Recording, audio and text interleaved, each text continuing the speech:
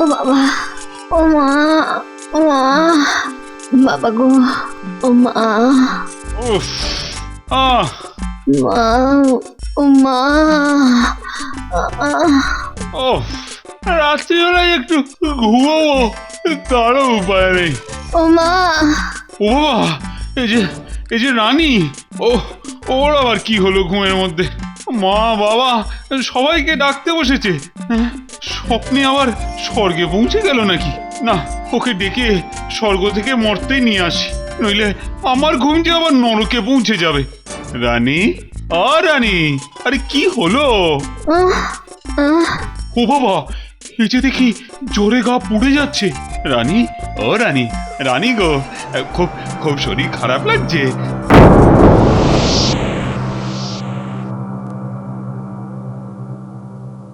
তারপর বিজ্ঞানী, তোমার কাজকর্ম সব ঠিকঠাক চলছে তো?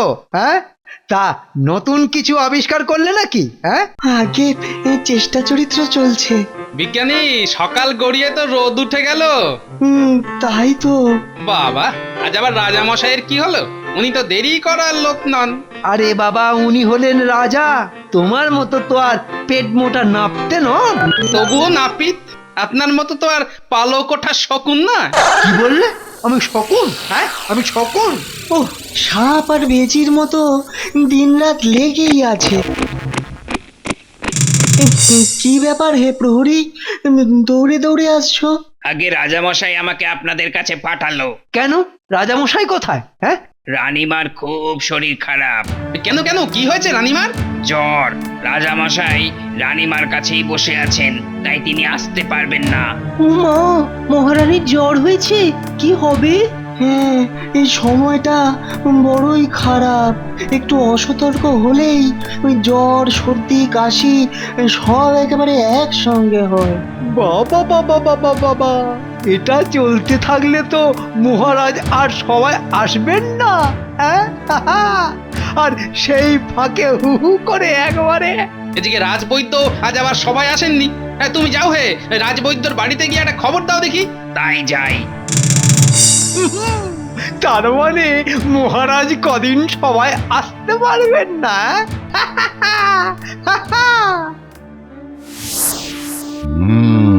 সামান্য জ্বর, নারী একটু চঞ্চল। সামান্য জ্বর? হ্যাঁ, তাহলে তাহলে ছাড়ছে না কেন? না না না না, তুমি ভালো করে দেখে একটা দারুণ ওষুধ দাও তো। বৈদ্য মশাই তো দেখছে, তুমি অত অস্থির হচ্ছ কেন? রানীমা ঠিকই বলেছেন মহারাজ, আপনি এত অস্থির হচ্ছেন কেন? হ্যাঁ, এই, তুমি থামো তো মন্ত্রী। আর রানী, তুমি কেন বুঝতে পারছো না যে তোমার জ্বর তো কমছেই না? কমে যাবে, কমে যাবে। না, যাবে না। বৈদ্য, বৈদ্য, তুমি ওষুধ দাও, ওষুধ দাও। ওহ, মহারাজ রানীমার জ্বর ছাড়িয়েই ছাড়বে দেখছি। ঠিক আছে, আমি এক্ষুনি কাউকে দিয়ে ওষুধ পাঠিয়ে দিচ্ছি। দেখবেন দেখবেন, দুটো পুড়িয়া খাওয়ার পরই রানীমা কেমন সুস্থ হয়ে উঠবেন। ঠিক বলছো তো? নিশ্চিন্ত থাকুন মহারাজ, এ তো শুধু পুড়িয়া নয়, যাকে বলে চমকপ্রদ পুড়িয়া। বাবা, এই যে দেখছি বৈদ্য রানীমাকে ওষুধ খাওয়ানোর জন্য উঠে পড়ে লেগেছে। হ্যাঁ, বাবা বাবা বাবা, তাহলে তাহলে দৌড়ে যাও আর ছুটে এসো, কেমন? মহারাজ, আমি বরং বৈদ্যকে এগিয়ে দিয়ে আসি। এত বেশি ভক্তি দেখাচ্ছে কেন মন্ত্রী? হ্যাঁ, কথায় আছে না, অতি ভক্তি চোরের লক্ষণ। সেই তো, মন্ত্রী আবার এখানে কোনো ফোন দিয়ে আসছে না তো? কি জানে? তোমার চমকপ্রদ পুরিয়া, দুদিনে জ্বর কমা তো দূরে থাক, বরং জ্বর ক্রমশ বেড়েই চলেছে, বেড়েই চলেছে। ও মা, মা গো, রানীমা, রানীমা, আপনার শরীর কি আগে থেকে আরো বেশি খারাপ মনে হচ্ছে? সারা সারা শরীরে অসহ্য যন্ত্রণা। আহ, মা। কি হে রাজবৈদ্য, তুমি নাকি সেরা কবিরাজ? এই তোমার কবিরাজি? হ্যাঁ, এতদিন তো শুধু জ্বর ছিল, এ বুড়োর ওষুধ খেয়ে তো সারা শরীরে আবার যন্ত্রণাও শুরু হয়েছে। ওরে বাবা, কি হবে এখন? মহারাজ, ওই কলকাতা থেকে বড় বদ্যি এনে কি একবার দেখাবেন? হ্যাঁ হ্যাঁ, দেখাবো তো বটেই। এই বেটা বুড়ো ছুঁচোকে আমি দূর করে তাড়িয়ে দেবো। আর একটু সময় দিন মহারাজ, আমি রানীমাকে ঠিক ঠিক সুস্থ করে তুলবো। ঠিক আছে মহারাজ, রাজবৈদ্য যখন বলছেন আর দু একটা দিন দেখার পরই না হয় অন্য কিছু ভাবা যাবে। তুমি কি বলছো গোপাল? আরো দু একটা দিন? এ সাদা চুলোকে এক্ষুনি দূর করে দেওয়া দরকার।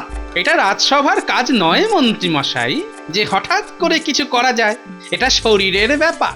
এই যে 2 দিনের মধ্যে যদি রানীর শরীর ভালো না হয়েছে তাহলে তাহলে আমি তোমার কবিরাজি ছাড়িয়ে দেব।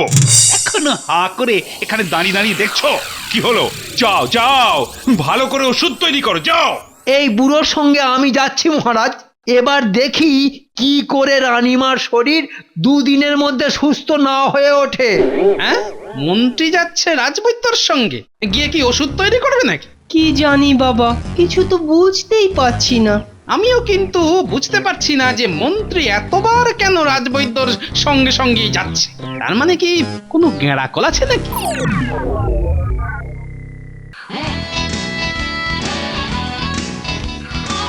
আরে তাড়াতাড়ি চল, আর গোপাল দাদু রাত সবাই চলে গেলে কিন্তু কিচ্ছু হবে না। কুকুরটা যদি দড়ি ছিঁড়ে জলে ঝাঁপ মারে? আরে দূর দূর, ও তো একটা বাচ্চা কুকুর, ও কোথায় পালাবে? আরে ওই দেখ, গোপাল দাদু আসছে। আরে আমার খুদে গোয়েন্দার দল, সব কোথায় যাওয়া হচ্ছে? তোমার কাছেই আসছিলাম তো দাদু। কেন? ওই নদীর ধারে আমরা একটা কুকুর বাচ্চা পেয়েছি, সেটাকে তোমার দেখাবো বলে তোমার কাছে যাচ্ছিলাম। চল চল।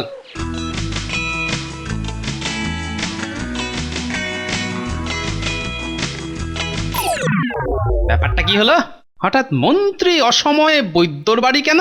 তাহলে কি আবার রাজবৈদ্যর সঙ্গে মন্ত্রীর কোনো...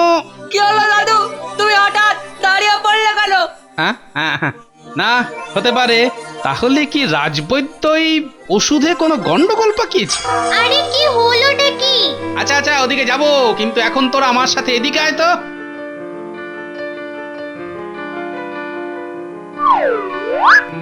সাবধান, কেউ কোনো কথা বলবি না কিন্তু। দাদু, বৈদ্য এই পাতাগুলো দিয়ে কি করছে গো? বোকা হাঁদা, ওষুধ তৈরি করছে, দেখতে পাচ্ছিস না? আস্তে আস্তে। এই শোন শোন, তোরা বৈদ্যকে লুকিয়ে ওখান থেকে কিছু পাতা নিয়ে আসতে পারবি? এটা না আমি তুড়ি বেড়ে করবো, বুঝলে? এই তুড়ি বেড়ে। দেখা দেখি মেরে। তুমি একটু দাঁড়াও দাদু, এই আমি গেলাম আর এলাম।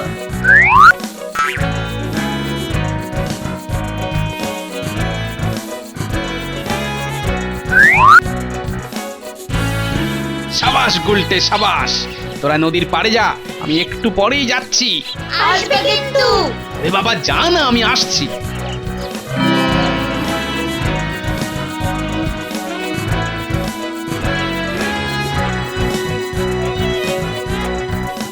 কি ব্যাপার গোপাল, হঠাৎ তুমি আমার গবেষণাগারে? দরকার আছে বলেই না এসেছি। তাড়াতাড়ি বলো, দেখতে পাচ্ছ তো আমার অনেক কাজ।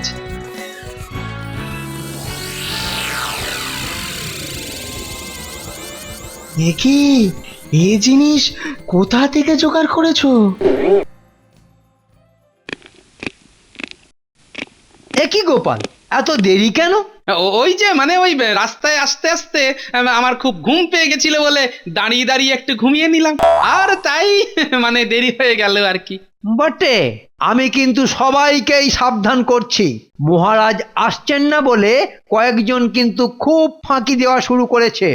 আজকে কিন্তু আমি তাদের ছাড়বো না, সব ব্যাটার হিসেব আমি নেব। এই যে বিজ্ঞানী, আমি দেখলাম যে এ মাসে তোমার 19 দিন 69 ঘন্টা অনুপস্থিতি আছে। আসলে আমি একটা নতুন আবিষ্কার নিয়ে এত ব্যস্ত যে... ওসব ছেদো কথা রেখে টাকা বার করো। হ্যাঁ, টাকা মানে? বাহ, তুমি যে এতদিন এলে না, তার জন্য প্রাসাদের কাজ বন্ধ হয়ে থাকলো না, তার জন্য তো তোমাকে ক্ষতিপূরণ দিতেই হবে। এ আবার কেমন কথা মন্ত্রী মশাই? তুমি চুপ করো লবঙ্গলতিকা। দেখুন, এরকম ভাবে বললে আমি কিন্তু আর কোনো দিন খেলবো না। আরি, তুমি আরি করো আর ভাব করো, তোমাকেও কিন্তু মাল ছাড়তে হবে। হ্যাঁ। ও মা, কি অসভ্য মাল বলছে! মাল কি? টাকা বলুন না। নেকা, টাকা বের করো। তোমারও অনেক দিন কামাই আছে। না, এবার দেখছি সহ্যের সীমা ছাড়াচ্ছে। আমি বলছিলাম কি মন্ত্রী মশাই, তুমি আবার কি বলবে? কি বলবে? তোমারও তো কম দিন কামাই নেই, আর তার জন্য তোমাকে দিতে হবে 8 টাকা 80 পয়সা, বুঝলে?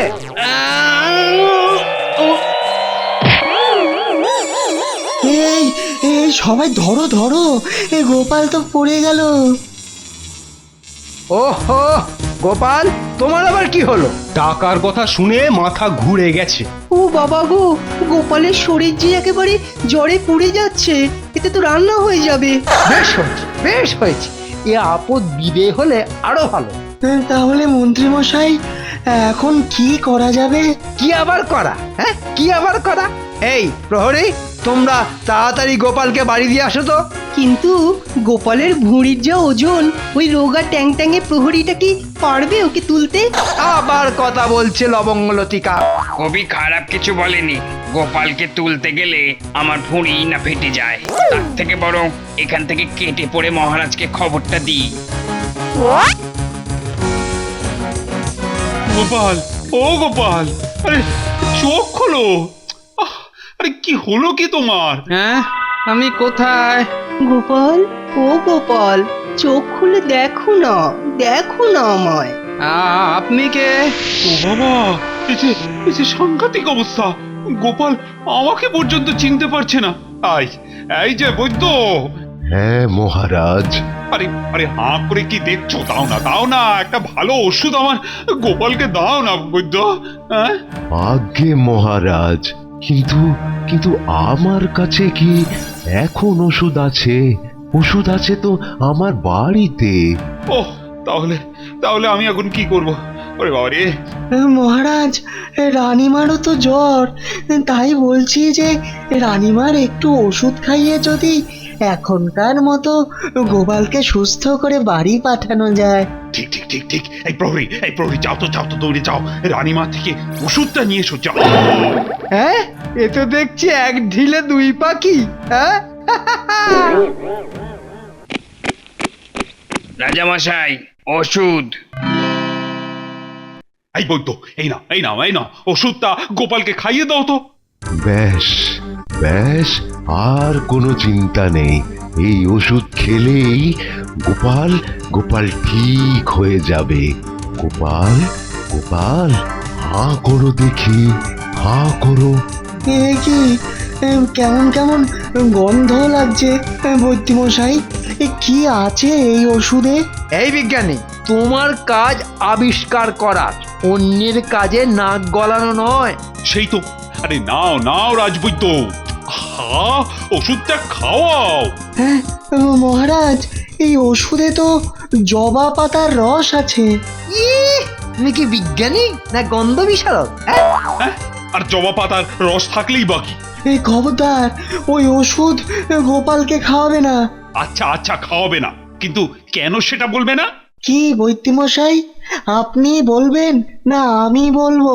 আরে কি হলো কি রাজবৈদ্য, ওষুধটা খাওয়াও। না, দাঁড়াও। এই রাজবৈদ্য, কি হলো? জবা পাতার রসে কি আছে বলুন তাড়াতাড়ি। না, মানে ওই মহারাজ। আমি বলছি মহারাজ, জবা পাতার রস পেটে পড়লে শরীরের তাপ কমার বদলে উল্টে বেড়ে যায়। বলো কি? মহারাজ, আপনি ওই দাড়ি বাবার কথা একদম বিশ্বাস করবেন না, একদম না। ও, তোমাদের কথা শুনে তো আমার মনে হচ্ছে মাথাটাই খারাপ হয়ে যাবে। কিচ্ছু হবে না মহারাজ। এ কি তুমি যে একেবারে ঠিক হয়ে উঠে বসে পড়লে? আবার ওষুধ না খেয়ে। দেখেছেন মহারাজ, দেখেছেন কি রকম আস্পর্ধা, আপনাকে পর্যন্ত ভড়কি দিচ্ছে। হ্যাঁ, সেটা কি এমনি? কারণ তো নিশ্চয়ই আছে।